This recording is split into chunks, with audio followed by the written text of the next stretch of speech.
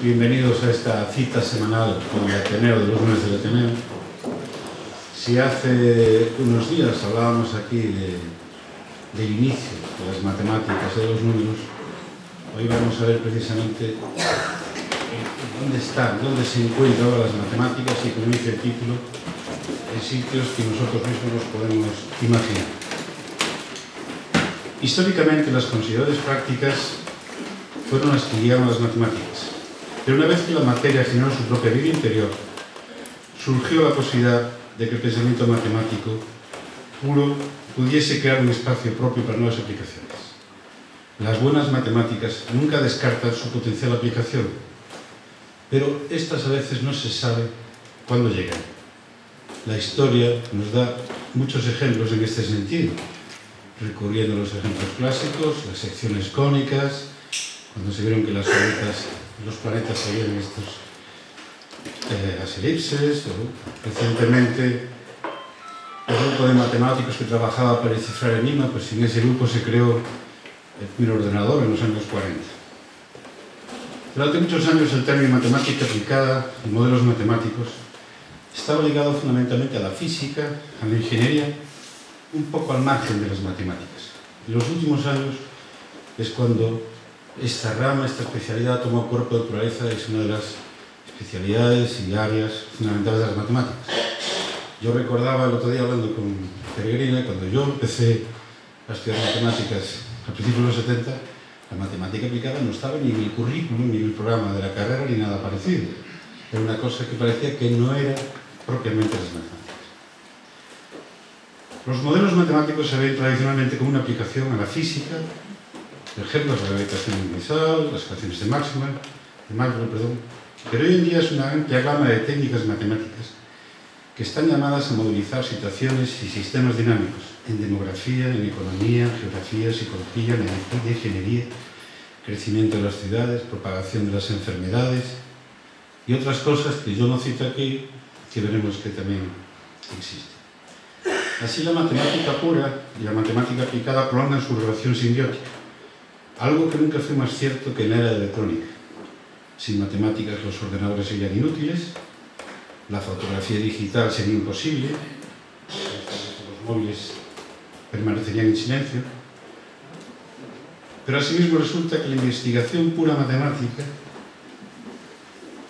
genera a su vez nueva matemática, lo aplicado alimenta a lo puro.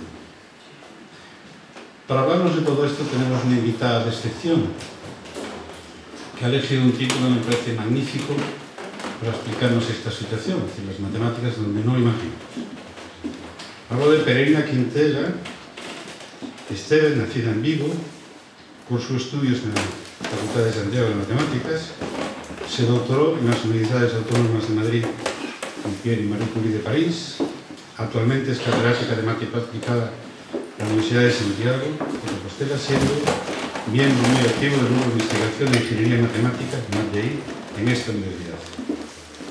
Su investigación está orientada a la simulación numérica de procesos o dispositivos industriales modelados mediante ecuaciones derivadas parciales, muy preferente a los formulados en el ámbito de la mecánica de sólidos, transferencia de calor, procesos de operación y mecánica de fluidos.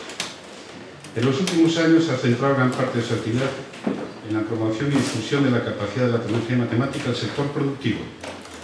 Así, desde el año 2007 coordina el nodo de CESGA en el marco del proyecto Consolida el Ingenio Matemático y desde 2009 coordina la plataforma Consulting de dicho proyecto.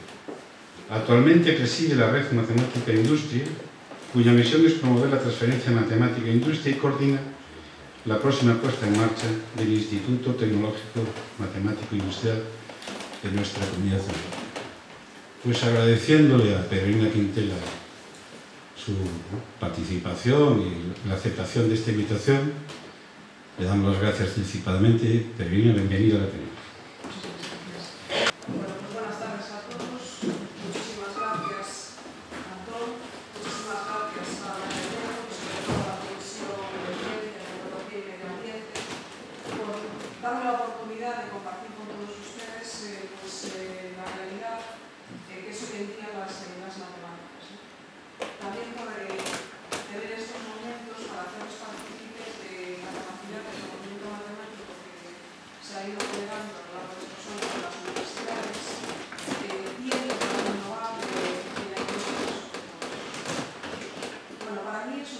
orgullo esta charla de hoy porque, bueno, sí que tengo alguna experiencia en participar en foros, pero casi siempre dirigido a un público muy especializado. Esta vez tengo el desafío de intentar llegar a un público más plural. Veo que incluso hay del público niños, por tanto, quiero que todo el mundo pueda salir satisfecho de que no he hecho uso del lenguaje que nos piensa que es el lenguaje de las matemáticas. El objetivo en la charla sería intentar que la sala, todos los que estamos aquí, pues cambiásemos un poquito de opinión sobre estas tres premisas que, bueno, sobre todo yo creo que los que vivimos en el mundo de las matemáticas tenemos la percepción de que la sociedad es lo que es de nosotros y de nuestra disciplina, ¿no? Que la matemática es una ciencia abstracta, que es difícil de entender para qué sirve y que además no tiene una aplicación directa en una realidad. Con respecto a la primera, de que la matemática es una ciencia abstracta, mi objetivo será, a lo largo de la charla, pues mostrarles que no es así. Es cierto que las matemáticas tienen un lenguaje propio, que es un lenguaje pues, difícil de entender, pero que sin embargo es un lenguaje que permite escribir de una forma muy sencilla problemas que proceden desde muchos ámbitos, desde la microbiología, la física, la química, y que además una vez que uno consigue escribir el lenguaje matemático el problema que nos ocupa, pues es fácil de manipular, es fácil de manejar y es fácil de tener conclusiones para poder predecir cómo se va a comportar ese problema, ese proceso o ese dispositivo que estamos ahí modelando cuando le cambiamos las condiciones en las que está funcionando. Intentaré a lo largo de la charla pues, ver un poquito para qué sirve nuestra disciplina. Y por último, voy a dar muchas aplicaciones directas de la matemática al mundo real para que al menos en la conclusión de la charla podamos salir diciendo pues sí, efectivamente están donde yo lo pensaba, ¿no? Donde ya se imagina. Entonces, para preparar mi charla, lo primero que hice fue irme al diccionario de la RAE y ver cómo se define allí la palabra matemática. Bueno, viendo la definición, efectivamente parece ya que es una ciencia abstracta, es una ciencia deductiva que estudia las propiedades de los entes abstractos, como números, figuras geométricas, símbolos y sus relaciones. Desde luego, parece que sea muy aplicable en el mundo real.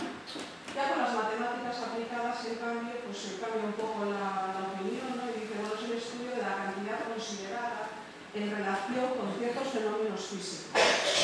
Si nos vamos a la palabra estadística, que es otra de las ramas de la matemática, que también tiene muchas aplicaciones en el mundo real, pues en su tercera acepción habla de la rama de la matemática que utiliza grandes conjuntos de datos numéricos para obtener inferencias basadas en el cálculo de probabilidades. Aquí sí que ya empezamos a ver esta definición que efectivamente la estadística es una disciplina más cercana a la realidad, más cercana al manejo de grandes cantidades de datos y a poder inferir el comportamiento del proceso que estemos analizando a partir de esos datos y cuál es el cálculo de probabilidades que vamos a obtener a continuación.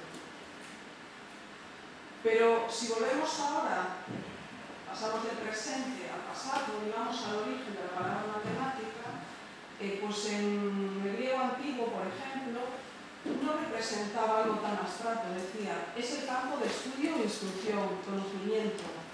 Y ya, bueno, en el griego decía que matemática es lo que se aprende. ¿Vale? El objetivo estaba relacionado con el aprendizaje. Entonces, lo que se aprende, lo que tenemos que aprender, no parece que es algo tan abstracto, parece que es algo como más concreto, ¿no? La realidad. Si seguimos echando una vista al pasado y nos vamos, por ejemplo, a Pitágoras, pues era un filósofo que sin embargo hizo importantes progresos en las matemáticas, en particular en astronomía, en música, fundó la escuela pitagórica y A él se le atribuye una frase muy conocida, sobre todo entre nosotros, entre los matemáticos, que es que los números gobiernan el mundo. Pitágoras, digamos que inició la demostración matemática utilizando el método deductivo, definió los números irracionales, descubrió que efectivamente había números irracionales, demostró el famoso teorema de Pitágoras.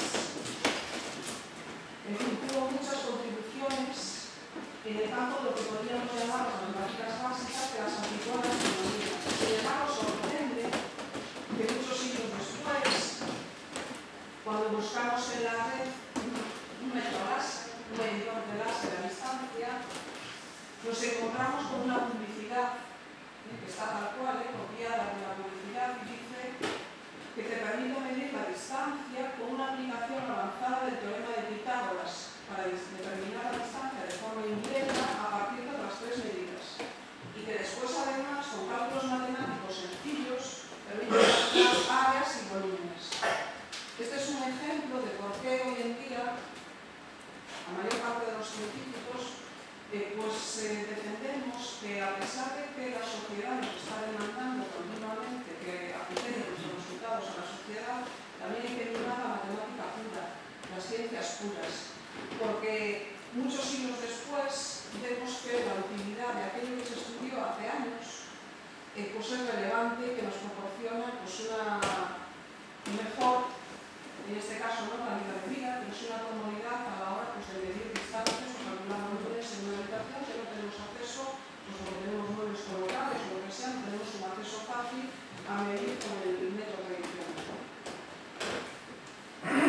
Bueno, si seguimos un poquito con la historia y nos vamos a Platón, él era matemático, era filósofo, pero sin embargo estaba convencido de las matemáticas y exigía a sus alumnos que dedicasen al menos 10 años de su vida a estudiar matemáticas y 5 más a la filosofía. Fundó en Atenas la academia pues era la precursora de la universidad, la cual se entendió por lo menos en el medievo en Europa, y en esa universidad se estudiaban todo tipo de ciencias, no solo las matemáticas, la astronomía, la física, y bueno, la tradición dice que en la entrada de la academia había una frase que decía: no entra aquí que no sepa geometría, porque él consideraba realmente que las matemáticas eran esenciales. Bastantes siglos después, ya en el XVI, nos encontramos con Galileo. Galileo fue el precursor del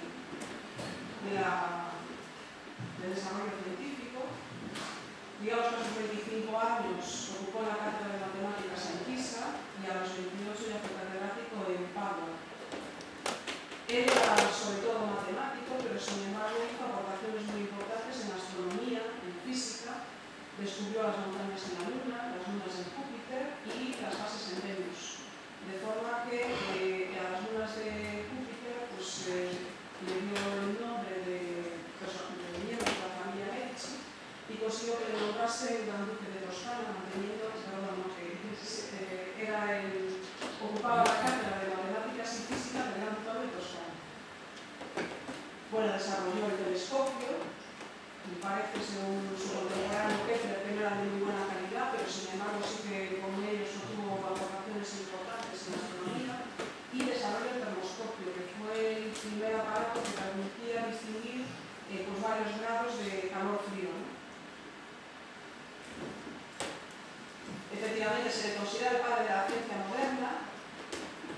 Tuvo muchísimas aportaciones, no solo en matemáticas, sino también en otras disciplinas, y acabó diciendo esta frase tan importante de que el universo está escrito en el lenguaje de las matemáticas, sin las cuales es humanamente imposible entender una sola de sus palabras. Sin ese lenguaje navegamos en un oscuro laberinto. O sea que con la experimentación solo, porque él era un hombre donde intentaba aplicar sus conocimientos a entender mejor la naturaleza, y llegaba a la conclusión de que con la experimentación solo no era suficiente, que necesitaba el lenguaje de las matemáticas y la rigurosidad de las matemáticas para poder llegar a sus conclusiones.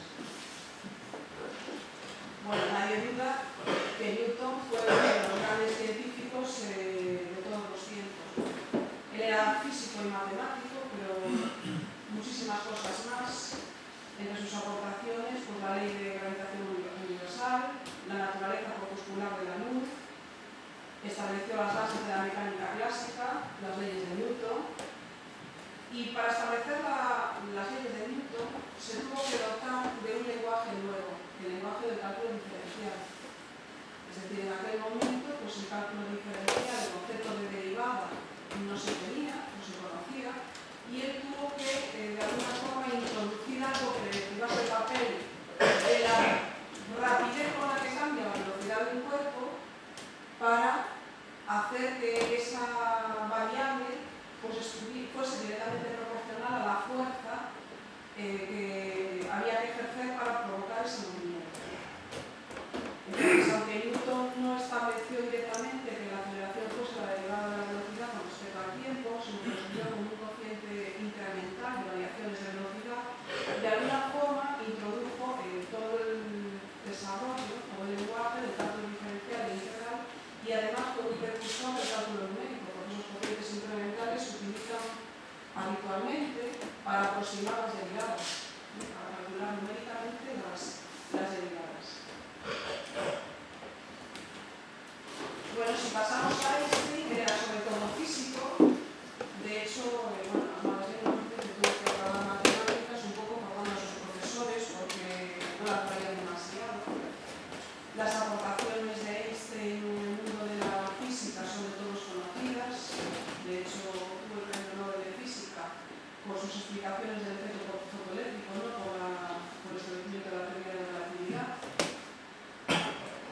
Y después de haber recorrido un largo camino, principalmente como físico, él se preguntaba cómo puede ser que las matemáticas, siendo después de todo un producto del pensamiento humano, independiente de la experiencia, además, pues estén tan amigablemente adaptadas a los objetos de la realidad.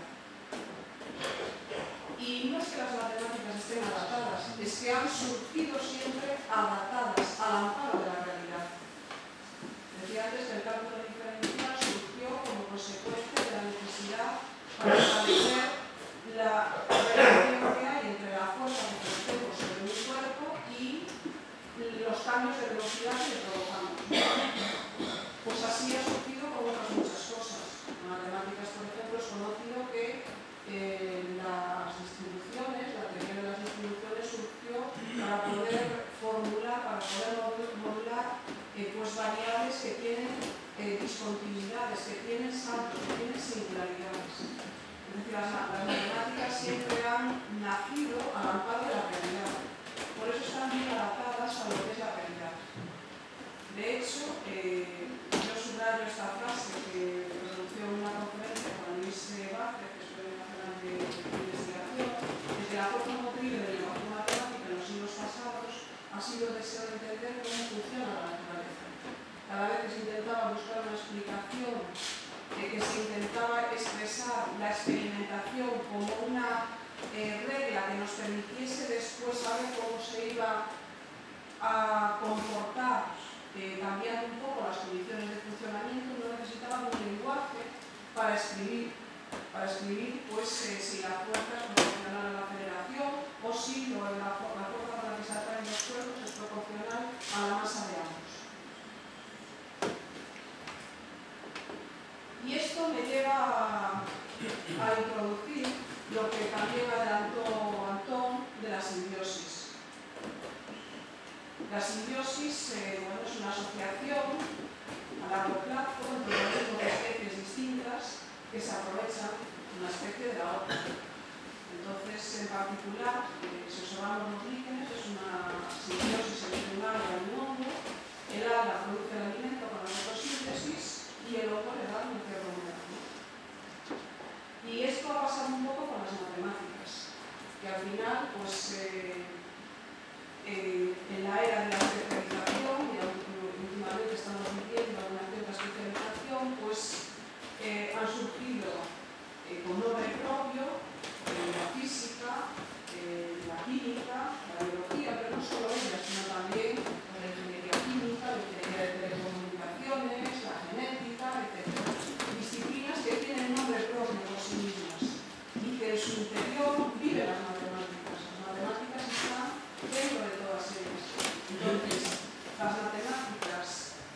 le han permitido a esas disciplinas desarrollarse, pero también la propia matemática ha recuperado para sí misma todo el instrumental que ha desarrollado, todo el lenguaje que ha desarrollado para dar explicación a lo que nos ha surgido en esas disciplinas y digamos que les ha dado rigor, un rigor para que después pueda ser utilizado en otras disciplinas, porque esa es la gran fuerza que tienen las matemáticas, que son muy transversales y conceptos que han surgido, como por ejemplo el cálculo diferencial, para explicar pues, las fuerzas de las leyes de Newton, pues se están utilizando habitualmente pues, para explicar el crecimiento de especies, para explicar la cinética de reacciones químicas, etc. O sea que surgen conceptos matemáticos al amparo de necesidades pues, del mundo real, pero que después se pueden trasvasar fácilmente de unas disciplinas a otras.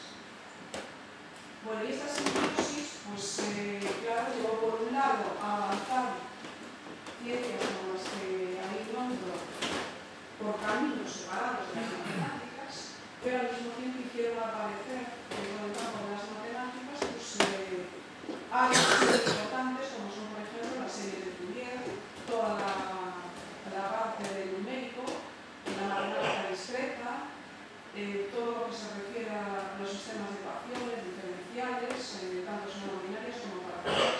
¿Qué sucede? Que llega un momento que las matemáticas parecen invisibles, parece que no existan, solamente existen las demás disciplinas. Y eso no es así. Las matemáticas están detrás de prácticamente todo el mundo que nos rodea. Yo aquí quiero recuperar una parte de un artículo que se publicó en El País de un profesor de nuestra universidad que, a mi modo de ver, pues es el padre de las aplicaciones matemáticas en España, ¿no? Es el que realmente ha demostrado que esto funciona. Y dice, la invisibilidad de las matemáticas es probablemente la causa fundamental de su falta de derechos sociales.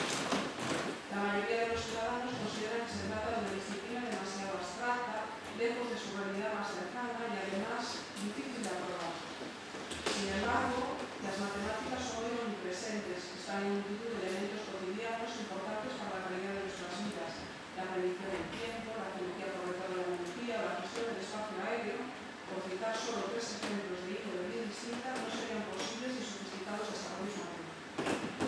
Lo que voy a intentar a continuación es mostrar algunas de estas aplicaciones de forma muy sencilla, prometido que no voy a utilizar lenguaje matemático.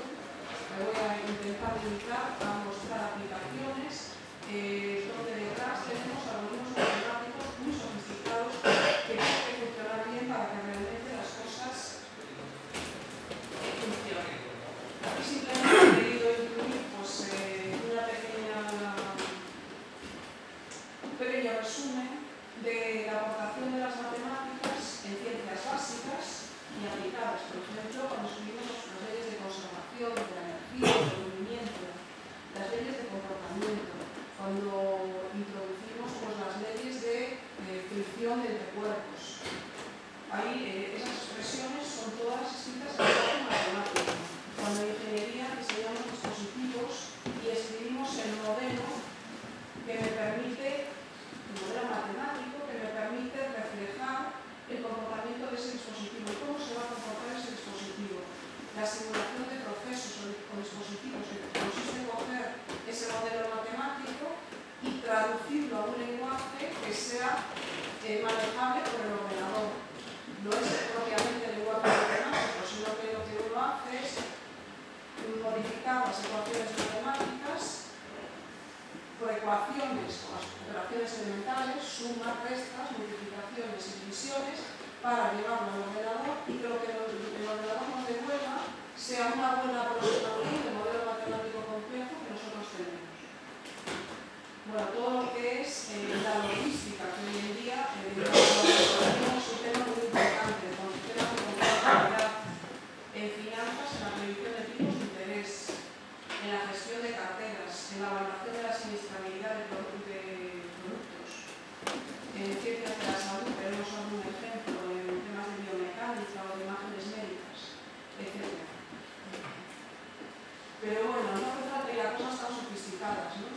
Todos los días nos ponen a prueba cuando vamos a la compra y nos sacan cada vez ofertas más ingeniosas, de forma que uno ya no sabe muy bien cuál es la oferta que más nos conviene. Hasta nos llegan a ofrecer que si vamos hoy de 10 a 12 nos devuelven el importe total del dinero. Y es preciso una cierta agilidad matemática para realmente ser capaz de responder rápidamente qué es lo que más nos conviene. Las matemáticas deben formar parte además de nuestra cultura, las matemáticas básicas, ¿no? Para poder tomar decisiones. Por ejemplo, algo que hacemos habitualmente es que vamos a la compra y nos dan la factura y revisamos que nos haya cobrado bien. O vamos al restaurante y revisamos que nos haya cobrado bien. En cambio, vamos a comprar un coche y vamos a pedir un préstamo.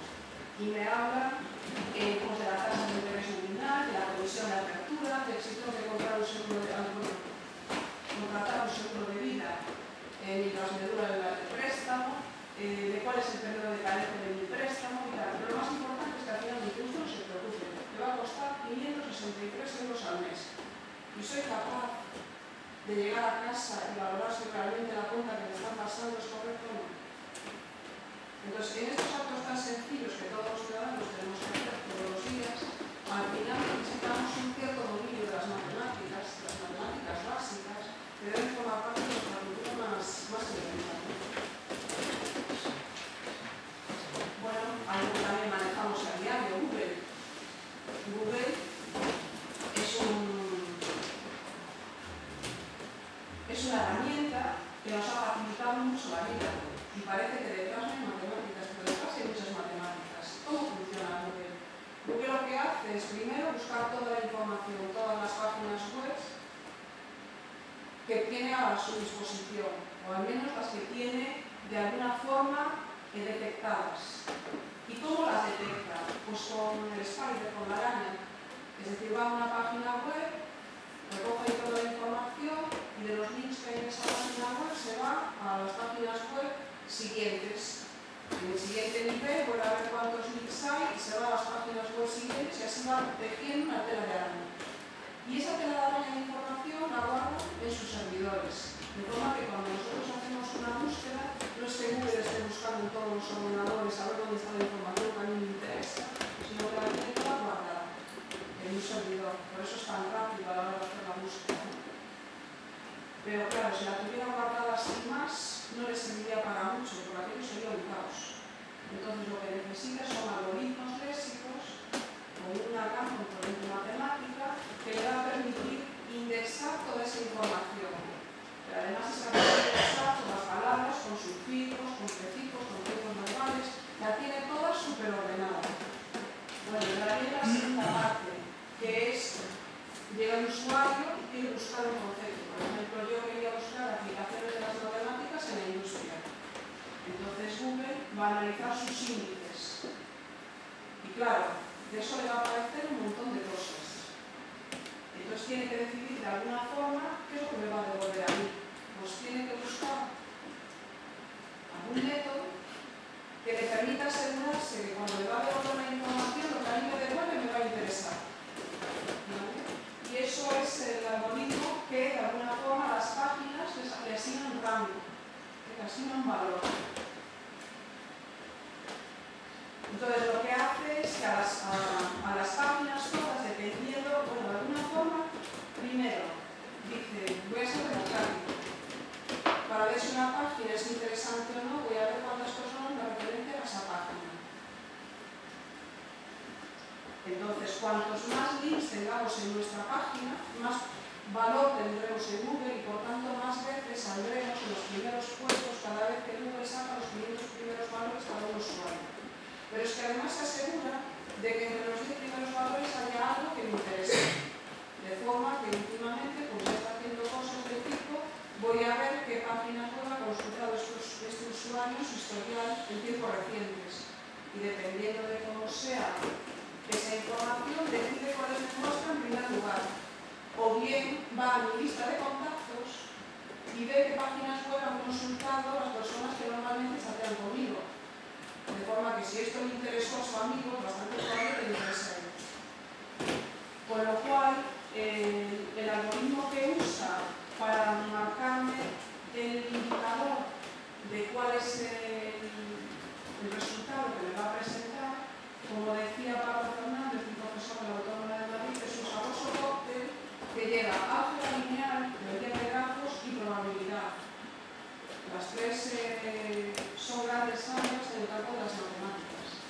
algoritmos realmente muy complejos que permiten que después a nosotros, en 22 segundos, cuando yo busco aplicaciones de las matemáticas en la industria, bueno, 22, no, 22 segundos, me responda cosas que para mí son muy interesantes. Es más, si le pongo entre comillas para que la frase sea exacta, ya me sale en quinto lugar el artículo del profesor Bermúdez al que hacía referencia antes, o sea que sabe que efectivamente está en lista de contactos. O sea que este es un ejemplo de algo que usamos todos los días y que realmente pues, tiene muchas matemáticas detrás. Otra cosa que utilizamos a diario y que también tiene muchas matemáticas, por ejemplo, el sistema GPS. Cuando nosotros nos subimos al coche y activamos el GPS, lo primero que hay que hacer es determinar el punto en el que nos encontramos. Entonces, hay 24 satélites por ahí orbitando y nosotros debemos de tener por lo menos acceso a 3 para que, utilizando el principio matemático de la triangulación, en este caso generalizado sobre superficies esféricas, pues permita conocer exactamente cuál es el punto en el que yo me encuentro. Pero es una vez que conozco el punto, le digo, mira, que quiero ir de Santiago a Pobla de Rollón, cerca de Monforte. ¿Cómo tengo que hacer? Y entonces, lo primero que tiene que hacer es preguntarme, mira, ¿qué quieres optimizar? La distancia que vas a recorrer, o el tiempo que tardas en llegar, o que te salga barato, no que está en la autopista. Entonces, dependiendo de lo que yo le doy, lo que hace es minimizar, o bien la distancia, o bien el tiempo, o bien el kilómetro de nada, ¿no? Sacando de las autopistas. Bueno, pues este proceso incorpora sofisticados algoritmos de optimización de rutas, porque no es que tarde allí 5 minutos en responderme, no, enseguida me da el itinerario óptimo para mí. Y si me equivoco, enseguida me recalcula cuál es el que tengo que coger a continuación, ¿no? Bueno, pues ahí detrás, efectivamente, hay matemáticas. Ahora, solamente unas palabras sobre qué entendemos por matemática industrial, que es una parte de la matemática que está muy en alta actualmente y que engloba de alguna forma pues, todo lo que es la utilización de metodologías matemáticas para resolver problemas industriales. Aquí se utiliza la palabra industrial en un sentido muy amplio, no solamente se refiere a la industria, sino también a empresas en general, a bancos, a las administraciones públicas, etc.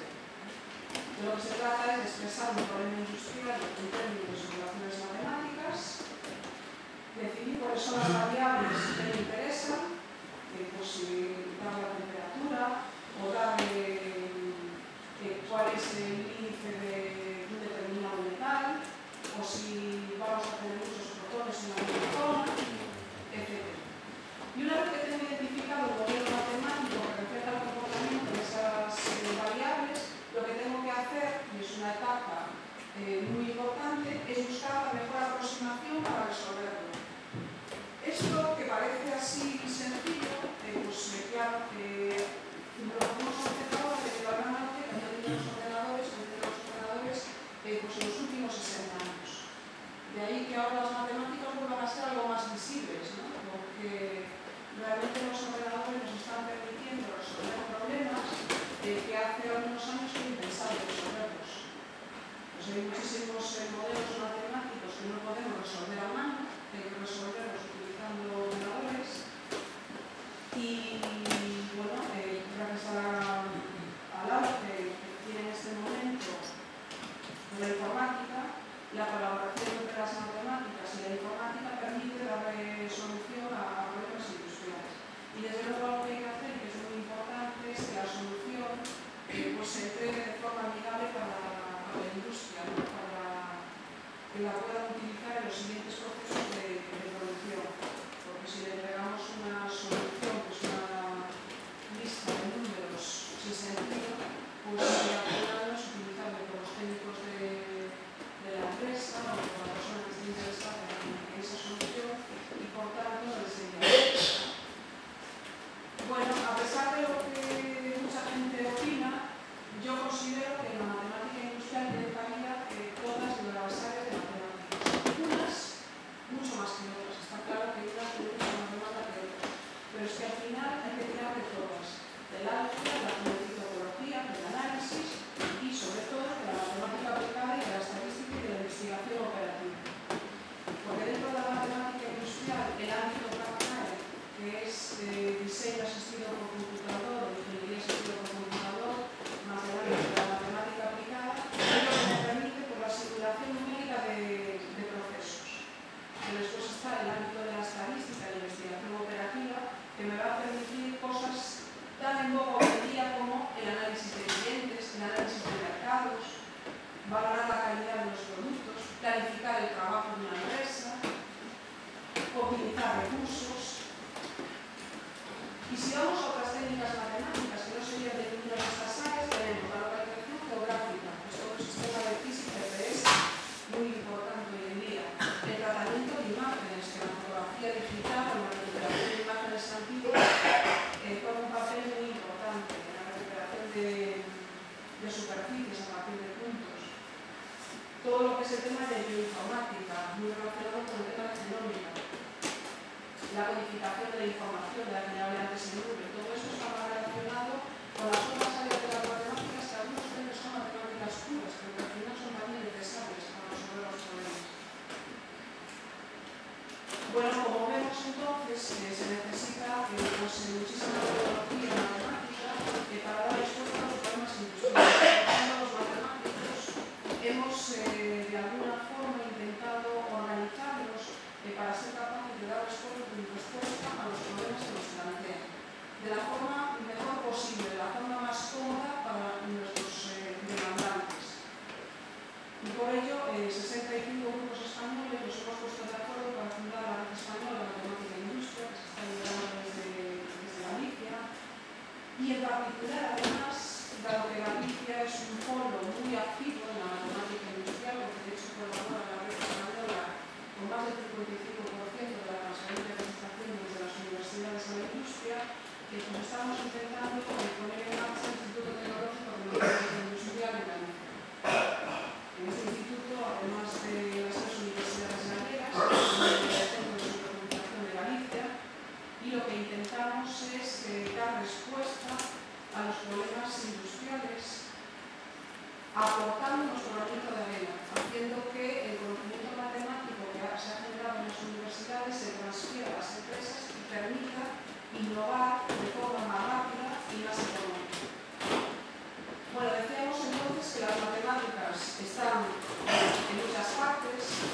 Yo lo que voy a hacer ahora, muy brevemente, porque ya voy un poquito corta de tiempo, es hablar de algunas aplicaciones de las matemáticas en distintos sectores industriales.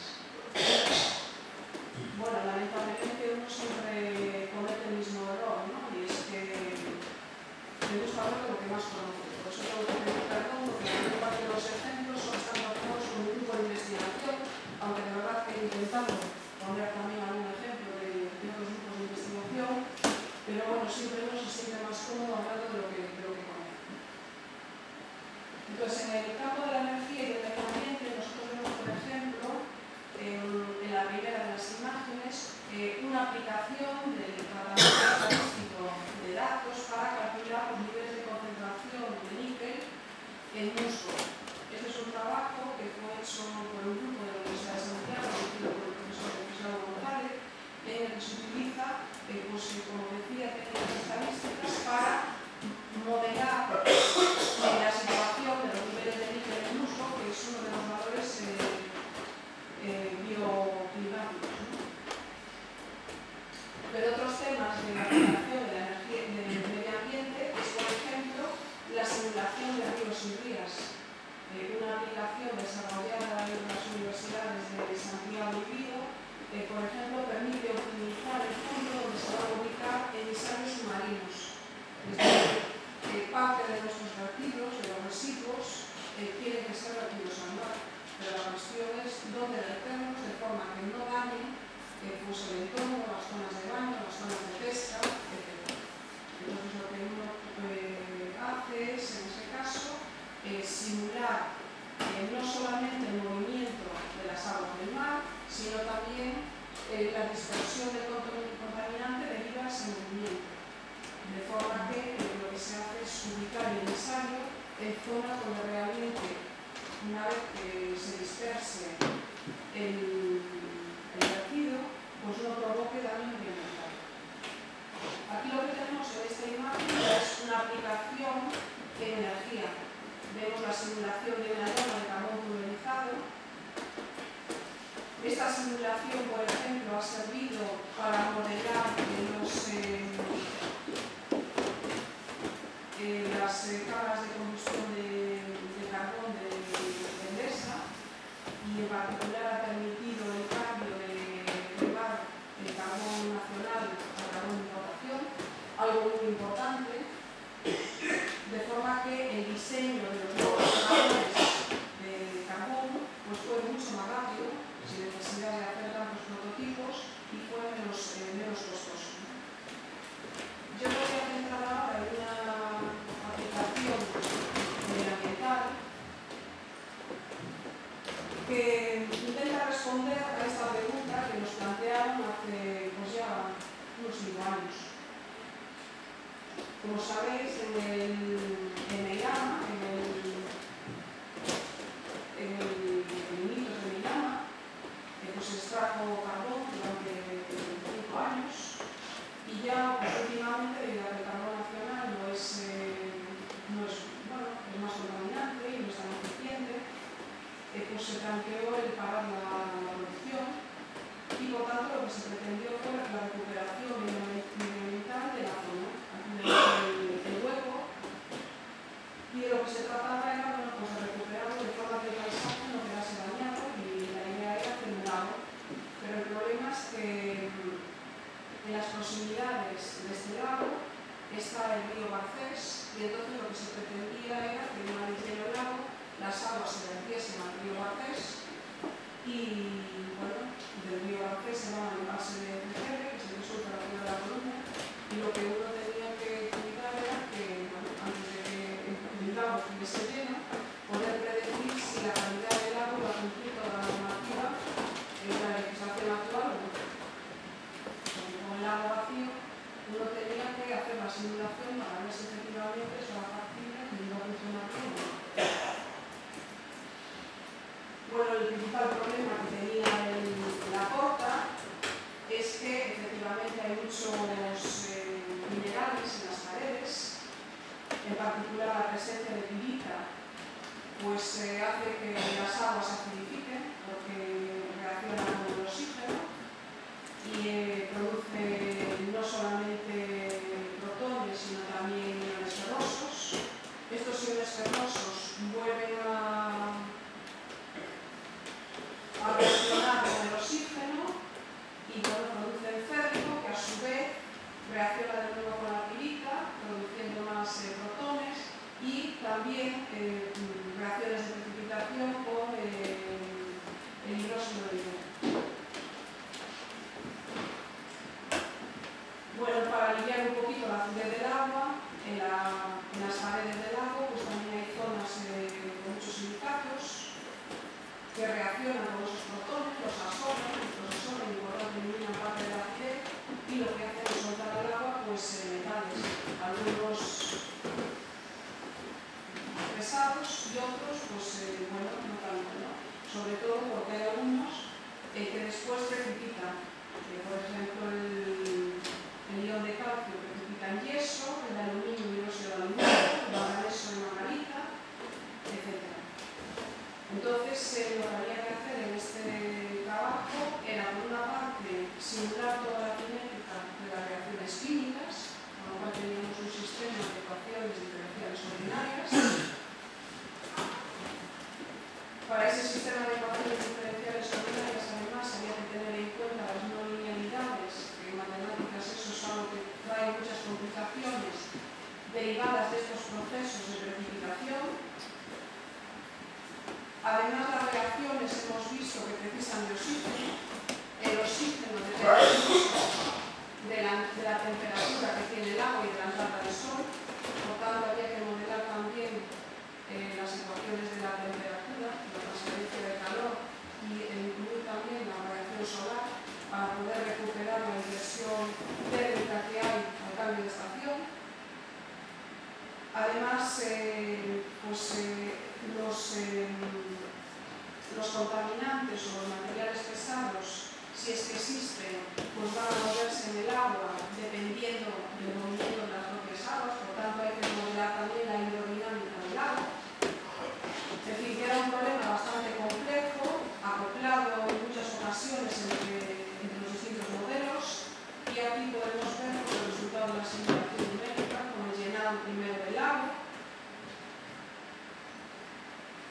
Aquí vemos el campo de velocidades en la superficie del lago, el campo de temperaturas en la superficie, la concentración de acidez, de los distintos metales.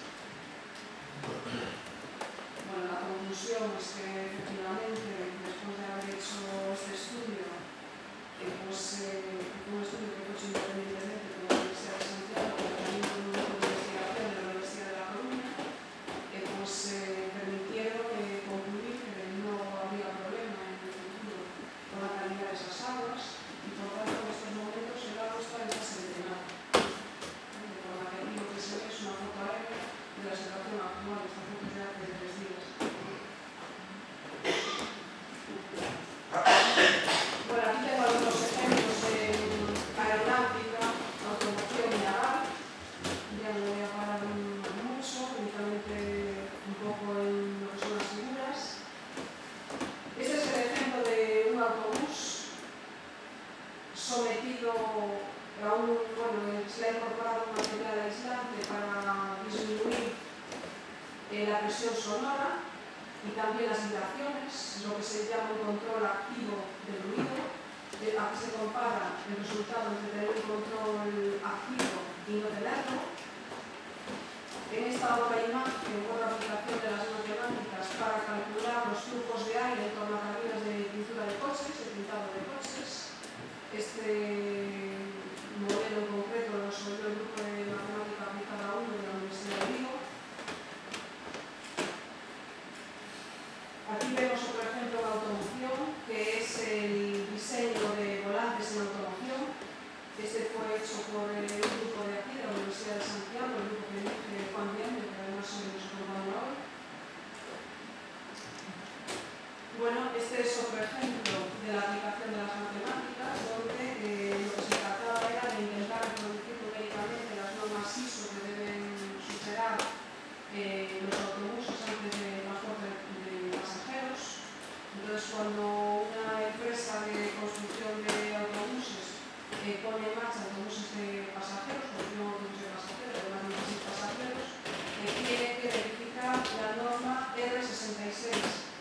Entonces, esta norma lo que obliga es a que el autobús, bajo ciertas condiciones, sube a una plataforma que se eleva de forma bastante lenta, que en la realidad cuando vamos circulando por carretera va más deprisa, pero bueno, la normativa les exige que cuando esto se levanta a unos 5 grados por segundo hasta los 30 grados eso no vuelque, y entonces se puede hacer o bien llevándolo a los centros homologados, en este caso en Madrid o en Barcelona, o bien haciendo cálculos numéricos que sean realmente certificados por los centros homologados.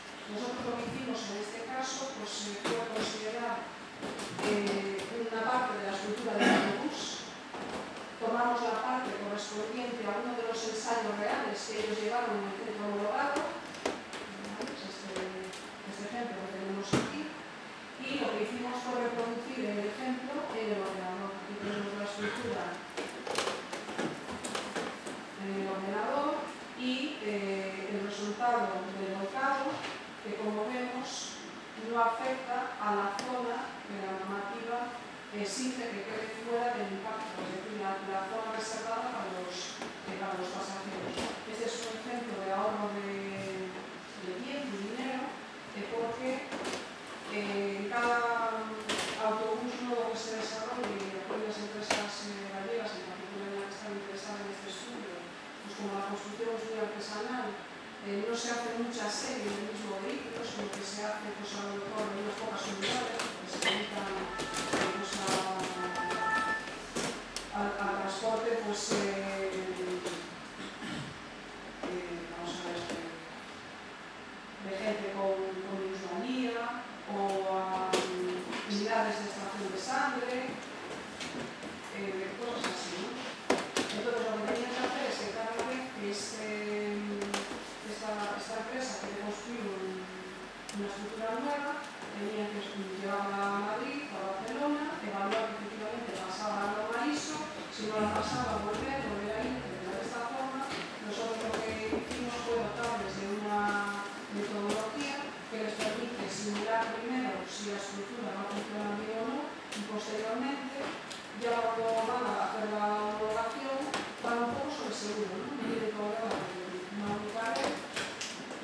competencia sobre seguridad. Bueno, aquí tenemos aplicaciones en metalurgia, materiales y construcción. En metalurgia, pues aquí tenemos, por ejemplo, la caída de potencial en una cuba de electrolísis de aluminio, una cuba de producción de aluminio. Aquí la distribución de la densidad de energía en un electrodo metalúrgico. O sea, aquí lo que se hace es simular numéricamente el comportamiento de ambos procesos, en este caso el proceso, en el caso de la corriente eléctrica por el electrodo, por tanto hay que tener en cuenta el modelo no solamente eléctrico sino también el térmico, debido al efecto Joule, el calentamiento del electrodo. Bueno, hicimos algunos ejemplos más, por ejemplo la solidificación del aluminio para predecir la forma del lingote final. Y para evitar estas situaciones que tenemos aquí, estas deformaciones que aparecen en el galón de aluminio, que sería el campo de temperaturas de un lingote de aluminio, en esta primera imagen, y la segunda, cómo se deforma el galón, cómo se curva debido al cambio de las propiedades en la densidad del material. Aquí tenemos el proceso de llenado. Y bueno, algo que los matemáticos hacemos también es que después, para que estos resultados sean fácilmente utilizables en la industria, pues introducimos toda la metodología matemática y todos los algoritmos numéricos que se han implementado en el ordenador en un paquete de software que al final es muy manejable, muy adaptado al lenguaje de los técnicos de la empresa y que por tanto efectivamente hacen las matemáticas invisibles, como decíamos al principio. No nos entera que hay detrás de matemáticas.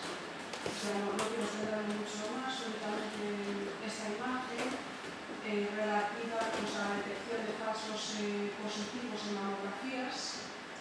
Es una combinación de tratamiento de imágenes con técnicas de filtrado estadístico para deducir qué imágenes realmente conllevan lesiones y cuáles no. O esta otra imagen relativa al diseño de brackets dentales y a las tensiones que aparecen cuando uno pone brackets en las piezas dentales.